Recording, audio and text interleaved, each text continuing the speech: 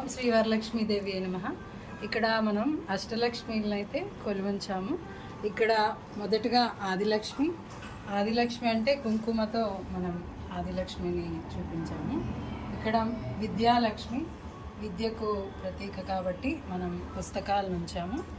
అలాగే తర్వాత గజలక్ష్మి కాబట్టి ఏనుగులను అయితే ఉంచాము. ఇక్కడ మనం ధైర్యలక్ష్మి కాబట్టి త్రిశూలాన్ని పెట్టి అమ్మవారిని ఇలాగా చూపించాము. తర్వాత ధాన్యలక్ష్మికి మనం ఒక బియ్యం అని పెట్టాము. సంతానలక్ష్మికి చిన్న పిల్లల్లోని బుద్ధ విగ్రహాలు అయితే పెట్టాను. తర్వాత ఇది విజయలక్ష్మి, మనం విజయకి ప్రతీకగా జెండాను చూపిస్తాము, దానికోసం అది పెట్టాను. ఇది చివరిగా ధనలక్ష్మి కోసం మనం ఇక్కడ రూపాయి నాణ్యాలు అయితే ఉంచాము. ఈ విధంగా అమ్మవారిని అష్టలక్ష్మిలుగా మనం ఈసారి కొలువించి అమ్మవారిని చక్కగా పూజ చేసుకున్నాము. ఆ అమ్మవారి ఆశీర్వాదాలు మనందరి మీద ఉండాలని కోరుకుంటూ